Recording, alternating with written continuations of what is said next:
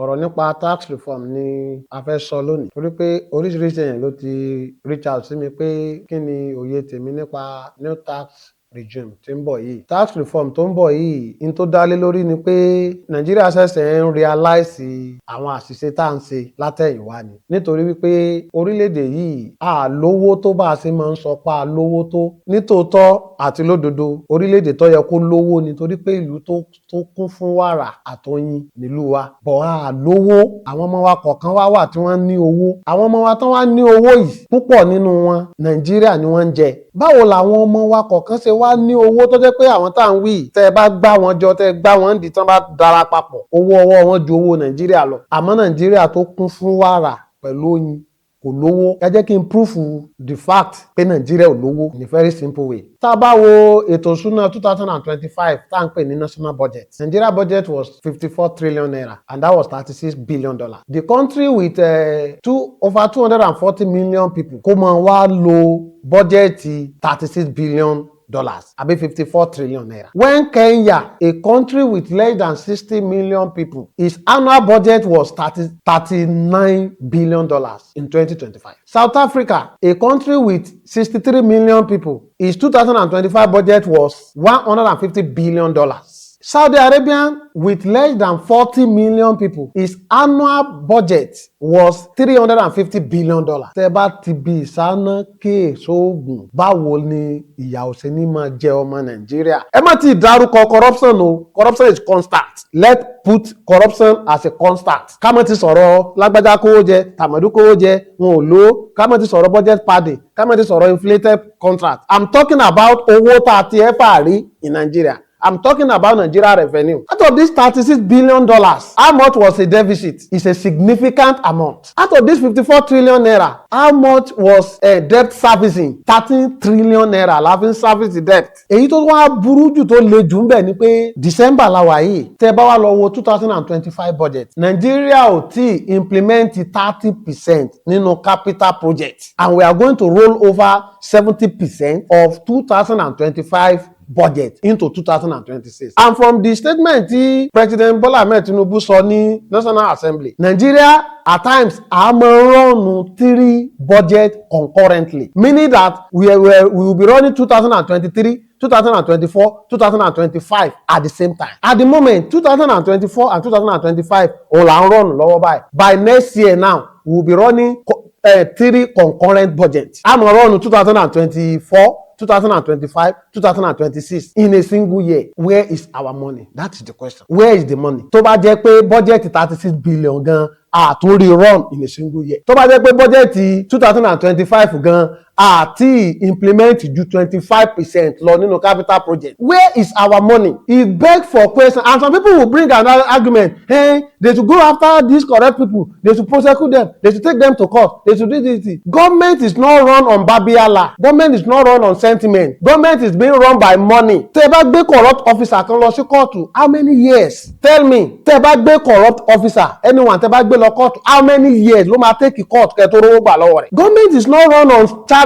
They need money, and that is why we are borrowing. Like Baba Buhari rightly said the other time, tán béèrè rẹ̀ lọ́wọ́ rẹ̀ nínú press conference. Only where do you want me to get the money? Ẹ̀ ń sọ pé à ń yáwó, níbo lẹ fẹ́ ká ti rówó? Now tá a ti mọ̀ pé ìjọba ò ṣe run on Babiala and ìjọba ò ṣe run on charity. How do we get money, instant money, to keep the country going? That is why it is imperative to assiduously, jealously work on this tax reform. Torí wípé in tó imply ni pé our elite, the people that really have money, they don't pay tax. When you look at South Africa 2025 budget, 150 billion, 135 billion was generated through tax. 135 billion was generated from 150 billion through tax. Tẹ́ bá tún wá wo index àwọn tí wọ́n tax yìí, what is the percentage? They are not even up to 3% of the population. It is not unfortunate pé even the mẹ̀kúnnù, the talikas, tí wàhálà wọn pọ̀ jù nípa tax yìí. Tax yóò kàn yín. The new year tax tá a fẹ́ implement yìí kò kàn mẹ̀kúnnù. That now beg for question. Àwọn wo ni 2026 tax yìí bá wí? Àwọn wo ni 2026 tax? Àwọn wo ló bá wí? 2026 tax reform. Nǹkan mẹ́ta ló focus lé lórí.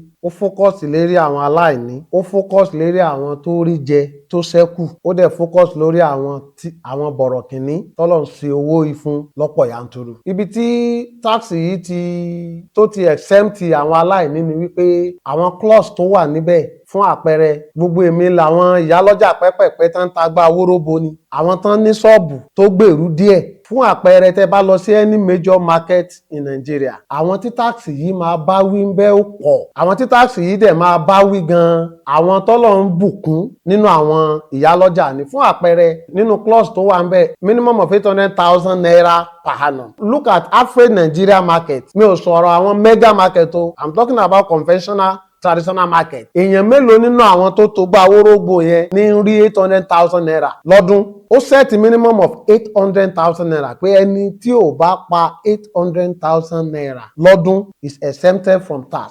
Ẹni tó ń ní san tax rárá. Ẹni tó bá wá ń pa 800,000 láti 800,000 tó fi dórí 1.9 million, iye tax tó ń tọ̀hún bá ń san tẹ́lẹ̀ yóò dínkù.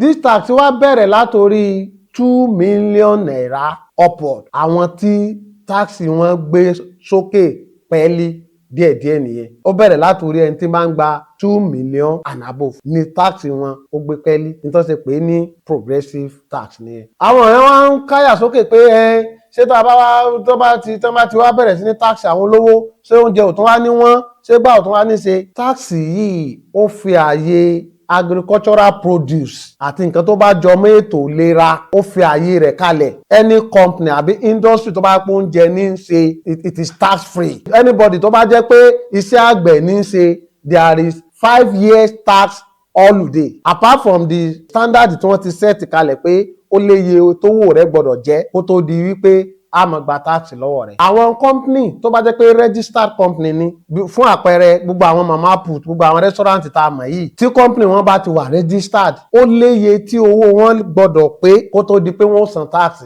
Fún àpẹẹrẹ ẹni tí annual revenue rẹ̀ tó bá jẹ́ pé lọ́dún gbogbo owó tí fi ń ṣiṣẹ́ kò pé 50 million kò ní san tax. Èèyàn tí bá ń pa more than 50 million lọ́dún tó yóò àpẹẹrẹ rẹ̀ ń tálíkà ni. So ó yẹ ká wá ìmọ̀ ká béèrè lọ́wọ́ ẹni tó bá mọ̀, torí pé ọ̀pọ̀lọpọ̀ àwọn èèyàn wọn ò fẹ́ máa lo àwọn tálíkà láti fi ja ìjà wọn. Anybody tó bá ń pa more than 50 million tó bá jẹ́ pé company ni, òun ló máa san tax. Èèyàn tí bá ń pa more than 50 million lọ́dún kò lè sọ fún mi pé tálíkà lòun. Tax yìí ó tún focus lórí àwọn content creators. Àwọn content creators ọ̀pọ̀lọpọ̀ àwọn èèyàn náà ti ń rí free money. Ẹlòmíín wà tó jẹ́ pé lọ́sẹ̀ owó tó ń rí lórí content, ẹlòmíín rí 10 million, ẹlòmíín rí 20 million, ẹlòmíín rí jù bẹ́ẹ̀ lọ tí ó dẹ̀ sí tax kankan bẹ́ẹ̀. Láti January 2026 lọ, gbogbo àwọn content creators yìí wọ́n máa kódà kó jẹ́ pé Nàìjíríà kan náà ti ń rówó wọn, wọ́n san tax provided that tó bá ti jẹ́ pé you are resident in Nigeria for nothing less than 6 months, ó san tax. Foreigner tó bá wà ní Nàìjíríà tí ń ṣiṣẹ́ ní Nàìjíríà is exempted from tax. Àmọ́ ọmọ Nàìjíríà tó ń ṣiṣẹ́ remotely, bóyá ó wà Nàìjíríà òun ṣiṣẹ́ lókè òkun, ó wá ń pawó, ó san tax. That is why they call it progressive tax. Bówó rẹ bá ṣe ń gbéra sókè sí, bẹ́ẹ̀ ni tax tí wọ́n máa gbà lọ́wọ́ rẹ yóò máa pọ̀ sí. Bówó rẹ bá ṣe kéré sí, bẹ́ẹ̀ ló ṣe wà exempted. Àwọn tó bá jẹ́ middle class tó jẹ tó ṣẹ́kù, tax wọn dínkù. Àmọ́ àwọn tí wọ́n jẹ, because architecture Nigeria ni pé some people are mindlessly rich while some are hopelessly poor. That is the Nigerian architecture. Báwọn kan ò ṣe rọ́wọ́ mú lẹ́nu làwọn kan ò tiẹ̀ mọ nǹkan tí wọ́n fi owó ọwọ́ wọn ṣe. So àwọn question tó wá arise ni pé èyí tá a san tẹ́lẹ̀ kí náà fi ṣe, kí ni wọ́n fi ṣe, corruption nígbà, corruption làwo. That is why I said corruption is constant. Gbogbo wa la mọ̀ pé ìpèníjà ìwà àjẹbánu ń dà wá láàmú. Àwa nítorí pé mọ́tò pààyàn ká mọ̀ wọ mọ́tò mọ́, torí pé ẹni tí mọ́tò bá pa gan mọ́tò náà látún fi gbé. It is a collective responsibility ká fi ohun kan sọ̀rọ̀ nípa bó láti fẹ́ stop wa àjẹbánu yìí, bó ni gbogbo wa ṣe fẹ́ di whistleblower láti gbógun ti ìwà àjẹbánu. A máa lè torí pé ìjọba ń ṣe ségesège, àwọn sẹ́nitọ̀ ń gbowó tó pọ̀, àwọn kan wéṣọ owó, káwá sọ pé yìí ni ó jẹ́ basis táàfin ní ṣe nǹkan tó yẹ ká ṣe as people. So why corruption is constant? Ọ̀rọ̀ tax yìí dandan ni owó erí. So and we have a responsibility ká keep them on their feet nípa how our money will be spent. Torí major challenge náà nìyẹn pé kò sí transparency. Ó wá dá mi lójú pé ní tó jẹ́ pé àwọn olówó ni tax yìí fẹ́ bá mú, olówó náà ló lè bá wa ṣáwájú anti-corruption crusade. Fún àpẹẹrẹ, ẹ wo ohun tí Alhaji Dangote ṣe láìpẹ́ yìí. Tó bá jẹ́ èèyàn kan lásán ló ṣe, wọ́n kàn fojú yẹpẹrẹ wò ó ni. Tó lówó bá champion anti-corruption crusade, àárọ̀ náà lọ. Náà tó jẹ́ pé àwọn olówó ni wọ́n fẹ́ pè níjà nísìn, àwọn olówó ni wọ́n fẹ́ gbà lọ́wọ́ wọn láti fi owó wọn tó lù ṣe, yóò wá sojú àwa náà bẹ́ẹ̀ ṣe gbowó wa tá à ní mọ nǹkan tá à ń fowó ara wa ṣe. So new tax reform yìí, gẹ́gẹ́ bá a ṣe sọ síbi àwọn fọ́nrán tí ó wà lẹ́yìn, mo fẹ́ rọ gbogbo àwọn àlèhùlámọ́ọ̀nù wa, àwọn ìmáàmù ni, àwọn àfáà ni, àwọn pásítọ̀ ni, every organization tó wà ní Nàìjíríà tó fi déré àwọn ìyá lọ́jà gbogbo, kóníkálukú ó lọ ṣèwádìí kí ni information tó wà nínú tax reform yìí. Tá a bá wá ṣèwádìí ẹ̀ tán, kódà kò pọ̀ jù ká mú representative kan ṣe seminar, kan ṣe symposium, kóníkálukú ní àgbọ́yé, so that tí àwọn àáfàá wa tó bá fẹ́ ṣe útúbà lọ́jọ́ Friday kán máa fi ṣe wàásù kó àwọn èèyàn ó lè gbọ́ àgbọ́yé information tó wà ń bẹ̀. Torí pé mo rí pé information yẹn ò circulate tó, most especially ní local level, kò spread tó. In táwọn èèyàn ń gbọ́ nípa tax yìí ni bíi pé tó bá ti dọdún tí ń bọ̀ o, gbogbo owó tó bá ti wọnú àkáǹtì mi o, tax ni. Kò lọ bẹ́ẹ̀. Tax it focuses on owó téèyàn bá pa. Owó tán bá bùn ọ, ó léye tó gbọdọ̀ jẹ́. Tán bá bùn ọ lówó, for example nísìnyẹn nìkan wá wọ́ ọ tuntun pé àfáà lágbájá mo bùn 10 million. Kò sí tax ńbẹ̀. Àfáà alágbájá mo bọ̀n 20 million, kò sí tax ńbẹ̀. Àfáà alágbájá mo bọ̀n 30 million, kò sí tax ńbẹ̀. Ọ̀ǹtì tó owó tán bùn ọ bá ju 50 million lọ, ibẹ̀ ni tax ti bẹ̀rẹ̀. Tán bá bùn ọ ní 55 million fún àpẹẹrẹ, gọ́ọ̀mẹ̀ntì ó kọ́kọ́ yọ 50 million kúrò ńbẹ̀, 5 million orí ẹ̀ ni wọ́n tax. Tán bá bùn ọ ní 200 million fún àpẹẹrẹ, wọ́n yọ 50 million kúrò ńbẹ̀, 150 million yẹn òun ni wọ́n tax. Èèyàn tán bá bùn ní 50 million, ẹ dákun ṣe tálíkà ni.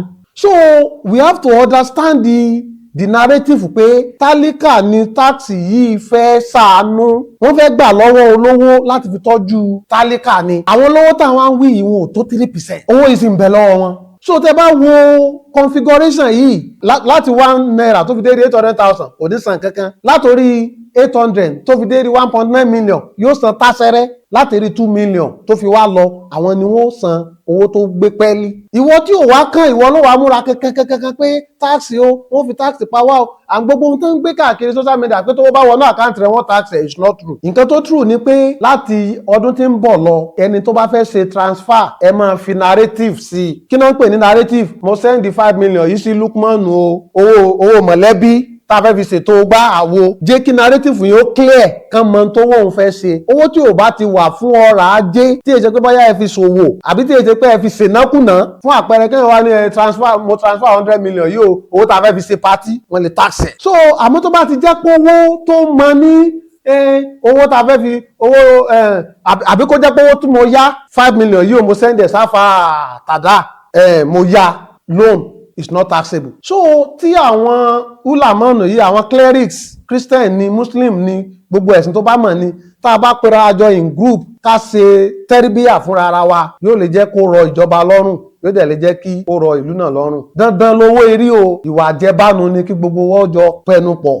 ká bá wí, àmọ́ owó erí dandan ni.